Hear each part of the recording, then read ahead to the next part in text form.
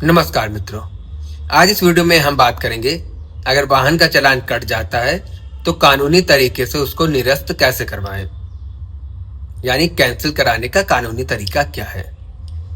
हम बात करते हैं मोटर यान नियम 1989 के नियम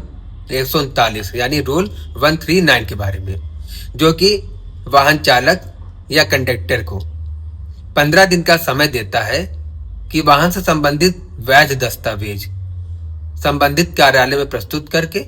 वाहन के चालान को निरस्त करवा सकता है। चलिए इसको हम विस्तार से समझते हैं। मोटर यान नियम 1989 का नियम 139 यानी रूल 139 के तहत वर्दीधारी पुलिस अधिकारी या राज्य सरकार द्वारा प्राधिकृत अन्य अधिकारी जैसे आरटीओ द्वारा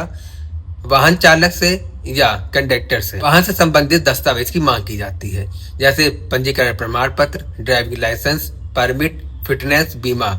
या पॉल्यूशन सर्टिफिकेट या अन्य सुसंगत दस्तावेज। तो ऐसे में इन दस्तावेजों को भौतिक रूप से भी दिखाया जा सकता है और ऑनलाइन भी, यानी इलेक्ट्रॉनिक रूप से। इलेक्ट्रॉनिक रूप से दिखाए जाने के संदर्भ में बात यह है कि अगर आपने गवर्नमेंट की अधिकृत एप्लीकेशन एवं परिवहन या डिजी लॉकर में इन दस्तावेजों को अपलोड कर रखा है तो आप ऑनलाइन भी दिखा सकते हैं और चालान से बच सकते हैं। अगर आपके पास ना ही भौतिक रूप से है ना ही इलेक्ट्रॉनिक रूप से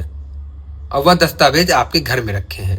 तो ऐसे में आपके पास 15 दिन का समय होता है कि इन दस्तावेजों को संबंधित कार्यालय में दिखाकर अपना चालान बचा सकते हैं। जब आप ये दस्तावेज संबंधित कार्यालय में दिखाते हैं तो वहां पे जांच होती है क्या ये दस्तावेज वैलिड हैं, यानी वैधता है या एक्सपायर हो गए हैं। अगर वैध होंगे तो आपका चालान बच जाएगा और जो दस्तावेज की वैधता समाप्त हो गई होगी उन दस्तावेजों के संदर्भ में जो जुर्माना होगा वो आपको देना होगा। अगर आप सही दस्तावेज यानी वैध दस्तावेज प्रस्तुत करते हैं फिर भी वहां पर आपकी समस्या का समाधान नहीं होता तो 15 दिन बीत जाने के बाद ये दस्तावेज संबंधित यानी उस क्षेत्र के क्षेत्राधिकार वाली न्यायालय में भेज दिए जाते हैं। जब न्यायालय में भेजा जाता है तो आपके पास सम्मन आता है कि आप वाहन चालान को, यानी जो वाहन चालान के संदर्भ में जुर्माना है उसको आप भरें। आप न्यायालय में प्रस्तुत होके सीजीएम की कोर्ट में इस वाहन चालान को चुनौती दे सकते हैं, यानी इसके संदर्भ में आप आपत्ति दाखिल कर सकते हैं। आपत्ति दाखिल करने के साथ में आपको सभी दस्तावेजों को भी लगाना होगा जो कि यह साबित करे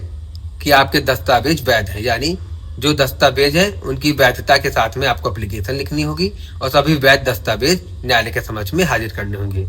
न्यायालय सुनवाई के बाद जांच करने से संतुष्ट होने पर आपके चालान को निरस्त कर सकेगी।